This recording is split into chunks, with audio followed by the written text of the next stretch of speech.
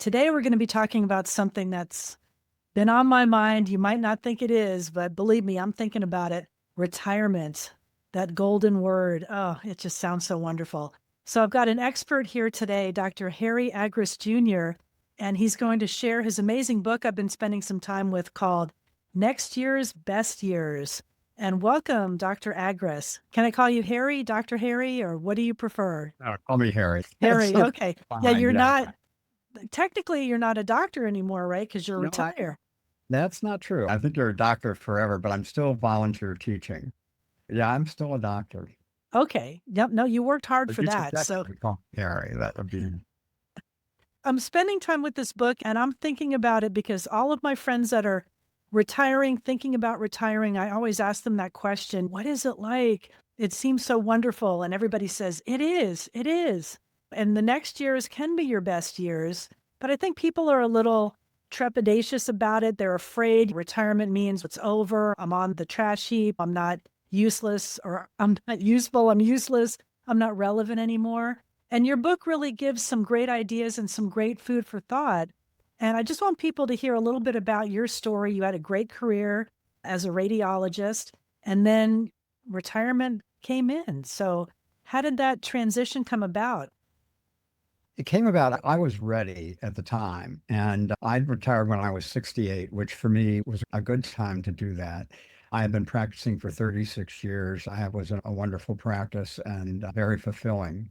One of the issues that I think anybody who's very involved in their career has is what's called enmeshment, where you see yourself, you're enmeshed, your whole personality and your being is enmeshed and integral to what you were doing in your career.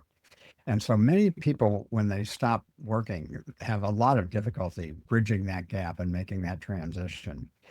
And actually, there's a certain period of almost mourning that many people go through. And it's actually a good idea to just accept it and just to say, I have definitely lost something here, but I want to move on.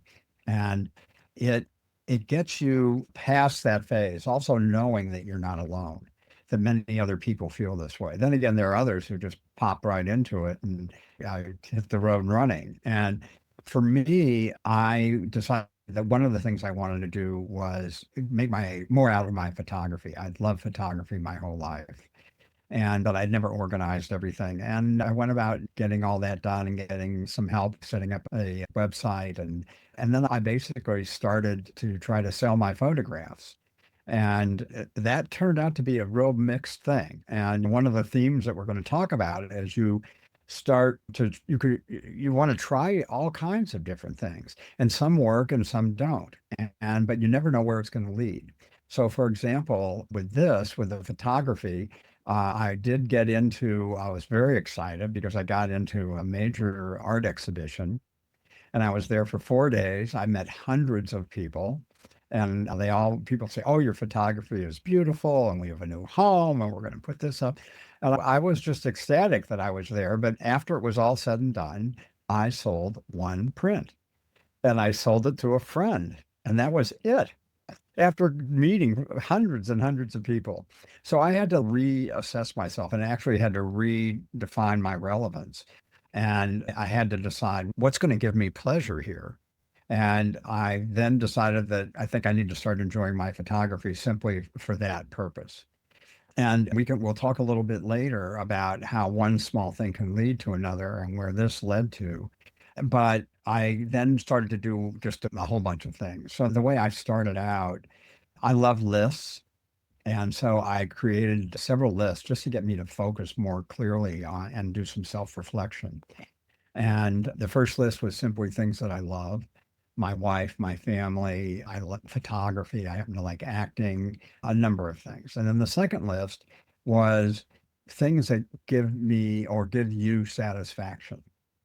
And by that, it's a little more conceptual, meaning what is it that makes you love something? So you have to do a little more thought on that. For me, for example, I love to organize things. I love to learn. I love to teach. I love to link different parts of my thinking in my life. And then the third is things that you would consider trying. And this is a really important one. And I think by forcing yourself to do those lists, it really makes you start thinking a little more concretely about what you would do. So giving yourself that time to really ask the deep questions of what do I enjoy? What have I put on the shelf that I might want to take another look at that I really liked and explore it again and see, what now that you have time to do it, you can really let those things breathe. I think that's a great idea. Make a list and kind of take time, take stock in what you want to do. And you found that the photography was great, but then you still had that expectation that, oh, because I didn't sell a lot of them, it was a failure. I thought that was interesting when I read that in the book because you still had that expectation of, should I get something out of it? Or was that a good lesson for you to just really do things for the joy of it? I think it was a major lesson for me. And in the bigger picture, I want to discuss what I consider changing your fears to the four freedoms. And this fits in with that. And the first freedom that you have in retirement is, quote, failure, unquote. There is no such thing as failure in retirement. The only thing that matters is trying things. And you might love them, and there are others that you might not. And it really, I have one friend who said, I would like to try writing, but I don't think I'd be any good at it. And I was like, I went crazy. And I said, that's not the point. You'll never know if you don't take a class or you don't start writing. You do it and you'll find out that you're no good and you don't like it, or you'll find out that you're no good and you do like it, or you'll find out that you're really good and you love it. And but you've got to try all these things. I'll just give you one simple example is I did improv. So in high school, I loved acting. That was one of my favorite things. And I wanted to do an improv class. It turns out when I showed up that I was 3 times older than anybody else in the class. I was clearly the grandpa. And I was a little bit intimidating, but I just took it seriously. And after a while, I was just one of them. And I loved it. It was very fun. But then they're all signing up at the end to go to improv 201 instead of 101. And I'm like, I'm out of here. I don't want to make a career out of this. I learned quite a bit, about it. And that was great, but I did it and I checked it off the list and went on to do other things. That's interesting because acting, I would think, is something that you could do really, I guess, depending on how much time you wanted to put into it, because they need people of all ages, sizes, shapes, and everything. So that's interesting. But you dipped your toe in the water, which is the point, right? You tried it. You said, okay, I'm not going to make a career out of it, but this is something that I've always wanted to do. And I think that's important for people to take a look at what they love, what they want to spend some time on, and resurrect those things. In the same mode, I live in New York City and not infrequently, blocks and blocks of these long trucks. And they're all there for filming commercials or TVs, movies or series. And I've always wondered what goes on inside that they need to have 10 trucks, and multiple blocks of equipment. And I'm like, so I finally managed to get in as an extra. So I was an extra on Mrs. Maisel and on Sex and the City sequel. And it was really interesting. And again, it was one of these things that I just wanted to see what it was like and to be on that set. As an extra, you don't have any lines, you don't do much. There's a lot of waiting around. And because of that, it wasn't something I wanted to pursue a whole lot further. But I was really glad that I tried it just to emphasize the point that you're making. I like the four freedoms that you lay out in the book. I think those are really important. So we covered a couple: freedom from failure, and what was the other one? Freedom from Well, expectation. the second one is freedom of what other people, the pressure you put on yourself because you're Right. worried about what other people are going to think. Okay, so that's gone. Forget it. The absolute truth is that if you're going to take classes or learn a new hobby or something like that, nobody else cares. Absolutely nobody cares. You're it. You care. That's a little different if you sign up for a job of volunteering and you need to be there, et cetera. But in general, you really should give yourself a break and just say, I want to give it a shot and see what happens. The third freedom is what other people, the pressures of what they expect from you. And that's something that Mel Robbins writes about a lot and talks about a lot, which is you can't really control that. Like, just quote, let them, the name of her book. And I couldn't agree more. that you don't have to worry about what everybody else is thinking anymore. And it's not going to ruin your job because you're not in that job. And then the final one has to do what we touched on before, which is evaluating yourself by financial compensation. And the example was the one I just gave you, where I really thought my heart is dependent upon what people would pay for it, which was a really bad conceptual way to be thinking about it. That doesn't mean that there aren't many people in retirement who need money. And, that is a very significant, important thing. And there are many ways to go about that, which is either try another career, work part-time. And I might add, there are also just a zillion free courses that you can take and audits of college courses or whatever it is that you think you might be interested in. So those are the four freedoms. I love the let them freedom from expectation because I relate to that one because as I've been doing a lot of new things, I guess, over the past few years of launching a podcast network, working with a co-founder and business partner, things that I had never done before because I always had, quote, corporate jobs or worked for big companies. And so inevitably people will say, so Diane, how's that podcast network going? Are you making a ton of money? And I'm like, no, but that's not really the point yet. Maybe I will at some stage, I'm hoping, but you do feel that pressure from people and friends and family who want to know, and well meaning, I guess they want to know how things are going. But like you said in the book, they should ask you, are you loving it? Are you loving doing what you're doing? I think Well, that's a big distinction. yes, it is. And that's exactly what happened with the photography. How many prints have you sold? But what's interesting is with the book, I'm getting it with the book. And people say, how many books have you sold? And I actually don't know how many books I've sold. And it's not really that relevant to me. What's relevant is doing this kind of thing. It's like getting the word out about what the book is about and getting people talking about it and thinking about it and making their lives easier. That's what's important to me, the podcast and the lectures. And if it sells books, that's fine, but that's not really the main thing. So that's exactly what you're saying. And fortunately, I learned that lesson, and I'm very happy. I'm not sitting here counting the number of books.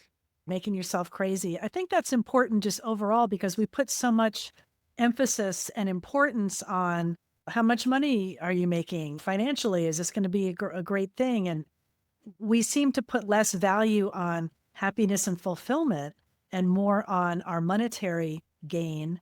And what are you going to get from that? That kind of thing. Financially, how much are you going to get from that?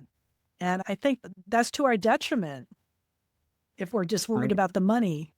yeah, I would totally agree with you. And the corollary of that is if during retirement, money is the major issue in your life, I still think it is a good idea to go through some of these exercises we've talked about and at least make even if it's a small part, some part of your life that is strictly for you. It's not about making money for the family or anything else. It's just, even if it's 5%, whatever it might be, something that gives you some real happiness beyond just feeling like you've got to make money. I want to ask a little bit about relationships and how those things shift and change. And in the beginning of the book, you shared two examples of retirement situations: Guy A, who had the more successful one, and Guy B, who was really wrapped up in his career, became a real jerk to everybody. His wife took off. That was Yeah. not a good ending to that story, but it really illustrated how you can be accepting of retirement, have some different ideas, but your partner might have different ideas of what they want to do. And I was thinking also of my parents, like as my parents got older and retired, my mother was a teacher, my father was a government worker. She wanted to travel. He didn't, not so much. So she did that with friends when she did trips and they worked it out. Like she was doing what she wanted and she was happy. So I just wondered if you could touch a little bit on how you can manage your relationships in that situation. That's a great question. And after everything is said and done, with all the research that I did and things that I've read and people I've talked to and interviewed for the book, is the single biggest thing is relationships. And so that's that within your family and also certainly outside of your family. So it's very important to either rekindle some of those or to make new friendships. As far as in the house, there are a few things that I think are very helpful. One is there has to be a balance between things that you and your spouse are interested in and do. So, for example, my wife takes Spanish. She works out all the time. She has book clubs and all kinds of things that keep her very happy and occupied with her friends. And I'm not a part of most of that. And I have my own interests. And then, but together, we happen to like doing a number of things and we have a pretty active social life. So I think the article that you're talking about from the book has to do with supporting each other. And that's one of the big factors is it's not just that you go your separate ways for parts of the day, but that you're interested and curious about what the other person is doing and you support them. And I think that is really important. One of the smaller things, one of the best pieces of advice that I ever got about relationships was if you're arguing over something that's not terribly important and you're just keep going and going at it and just say to yourself, what's more important, being right or the relationship? And, that helps a lot. You're around each other a whole lot more than you were before retirement. And usually there's one person who's been home and has adapted their whole life and is doing pretty well. And then all of a sudden, this other person who was working pops in and what are you doing here? And I think so arguments do come up and that sort of thing. But if you really think about, what do I care about, the relationship or being right? Hopefully you'll say the relationship. Yes, And I think all those things can be helpful, but it is a balance of things doing together and separately with support. that's a good piece of advice. Also, maybe saying you're sorry or admit you're wrong if you're wrong. I'm going to add those in case my husband sees this particular interview. So he knows that I've brought this up because I've tried to do that. Say you're sorry or admit you're wrong. But I've gotten a little taste of maybe pre-retirement. I think maybe a lot of people did too during COVID, where now I'm working from home. My husband works from home. So we've had to find a way to manage that. When previously I was gone from maybe 7:30 in the morning until sometimes 6 or 7 at night working in an office situation, and things can change. But also what you've pointed out is finding things that you enjoy yourself, but also things you can do together that you can share. I think that's important too. You don't have to be attached at the hip for everything, but It things that you won't enjoy work. together. Yeah, being attached is not a good thing for anybody. And that's why I think a lot of the principles in the book are just as much as they're relevant to someone who's beginning retirement or someone who's been in retirement, it's equally as important to the significant other because they can be tremendously affected by this whole thing. I think it's something that both of you need to do. Yes, have those conversations. And I want to mention too, for the people that might be listening that think, oh, I don't even want to talk about retirement. It just makes me crazy. I think I'm going to be irrelevant. My brain's going to turn to mush. And you talk about something called the experience brain, that our brains don't necessarily have to turn to mush, and that we do have a lot to offer. We've learned a lot up until this point. Like I like to talk to people who are maybe just getting into podcasting and they're thinking about starting it and they're overwhelmed. And I like to share what I've learned. And I think that's an important thing to realize, that we do have things to offer called the experience brain. Yes. I think we're very much underestimated at this stage of our lives. We've been through so much and made so many decisions and know ourselves so well, and we know how situations go so much better. And that's what I call the experience brain. I'll give you one wonderful example of it. I have a friend from high school, and he became a successful illustrator for political cartoons and that sort of thing. And then as the journalism started to decrease, the print journalism started to decrease, he had less to do. Turns out that he loves sports, and in particular, he loves baseball. And he decided he was a pitcher. He wanted to learn he wanted to see if he could find out if the great pitchers had anything in common. And what he actually did was he looked at videos of the going way back, like the Satchel Paige and on way, way back, and then more contemporary ones. And he looked at them one frame at a time, by 10 milliseconds, every single little frame. And he found out that there were definitely things that they all had in common that were different than anyone else. And long story short, he went to see a game and spring training, went up to the coach afterwards and said, I think your pitcher has some problems. And this was at Dean Stadium in Florida, where it's a very family oriented thing. You can just walk up to the players and the coaches, and the coach looked at him like, "Well, who are you?" And then he pulled out a pad, and he drew exactly what this guy was doing wrong. And he said, in 3 years, this guy's arm is going to be out. And then they had lunch. He ended up being a consultant for that team, for Kansas City Royals. And then his son joined him. Now he's now in his 80s. And his son and this is a crazy thing, ultimately were consultants to 20 of 30 Major League Baseball teams.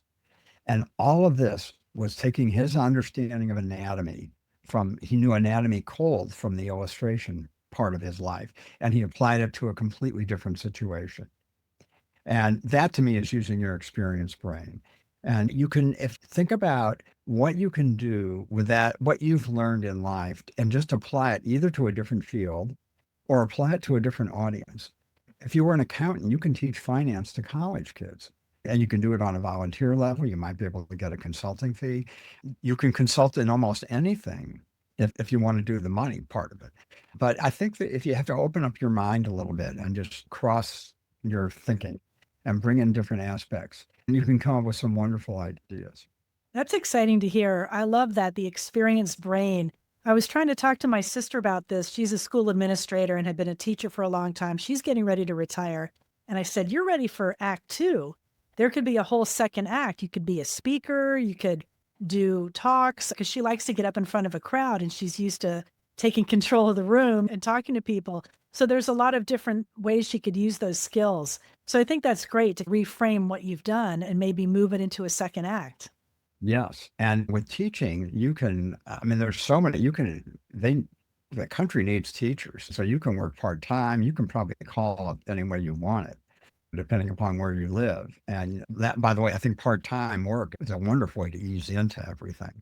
And I also think that anybody is capable of teaching as long as they pick the level that they can handle. So, your sister? Yes. Yeah. So she handles it at a high level. All right. So she can do all kinds of things in terms of teaching. But someone who hasn't done a lot of teaching can teach kids how to read. There are all kinds of volunteer programs for that. You can go to the library and you can teach people can teach them English if that's not their main language. So there are many things that you can do. I don't think she's going to have any trouble. No, I think she'll be right out there speaking, doing something, and maybe having this wonderful second chapter that is available, which I think is exciting. You've given me a lot more hope and inspiration since reading through the where before when our friend Karina, I'll do a shout out to Karina, suggested, "Oh, do you want to talk to Dr. Agnes about retirement?" I'm like, "Retirement? No way. I'm not ready." But you've given me some great food for thought, and that we need to reframe that idea and really make it the next year's best years, because we do have a lot of living to do after 60, 65, or I guess 67 is the age where retirement. So when you get into your 60s and you start thinking about it, you want to ask yourself these questions. And your book is very experiential too. You've got lists, you've got things people can write in there and work with it. So I think people are really going to enjoy working their way through this and giving this some new thought. Before I let you go, what's on your plate for the day? You going to do some golf, take some pictures? The Right now I'm it's 5 o'clock now where I am. The day Happy is here, hour? and I do have to play golf, and I think it's a wonderful way to be with people and get outside. But we do a lot of I live in New York for part of the year, and then in Florida. So right now we're in New York. We go to a lot of theater, we eat out at a lot of restaurants. But I'm still teaching residents at Columbia and Cornell, so that keeps me busy. And I really am quite happy. The book has really taken up a lot of my time, which I'm very happy about. And the more I learn things and hear from people and even learn from this kind of podcast, that changes how the kind of talks that I will give. It gets into my lectures and that sort of thing. So I'll probably do a little work on that after I get off. You seem very content. You've got this happy vibe, and I think that's great. And It's real. it's real. And you say in the book, look, these can be your next years, your best years. And where can I send people to buy the book or to your website so they can Sure. interact with you? Sure. The website is www.nextyearsbestyears.com. No spaces. And in there, you'll learn more about the book and about me. And then you can purchase the book there by simply clicking on buy the book, and it'll take you to Amazon. So it's available on Amazon. It's also available on the Barnes& and Noble site. The other thing you can do, if you go to the website, there's a red banner across the top, and you can get a free list you can get of a number of things. One is you'll get the workout sheets, the worksheets, so you can start filling those out, which are self-reflective sheets to get you going. And I think they're helpful whether you're just beginning retirement or you're willing to rejuvenate and be involved in what I prefer to call rewirement as opposed to retirement. Also, there's a sample chapter and an example of the references. The two things I wanted to mention before we get off are the book is meant to be a resource. So there are 60 references in this book, and they're all live links, and you can read about how to get to those in the book. But it expands the scope of the book tremendously. And then there's one chapter that has over 100 opportunities for satisfaction and joy and moving forward. And that includes volunteerism, which I think is key. That the whole idea is to balance joy with usefulness, and you want to be doing something. For me, purpose, a sense of purpose, is best when it involves helping other people or teaching other people or in some way relating to people other than just yourself. That's so true. It's so important. We have to have a sense of purpose, that what we're doing has meaning. And when you lose that, it's a difficult thing. Even I have people sometimes that'll say they heard something from a previous podcast or even something I did during my Hay House days. And that makes me feel good if you can reach out and touch somebody that way. And I will have links to the book and how to get in touch with you in the show notes of the podcast. So next year's best years, I'm looking forward to them. And thank you for spending some time with me here today, Dr. Harry Agress. Thank I you, love Diane. that. The real pleasure. It's been a pleasure. And I love that the book is out there. And for all you listeners, I appreciate you spending some time with me today. If you like what you heard, please leave a review and make sure that you check out the other amazing podcasters that are part of the MindBodySpirit.fm podcast network.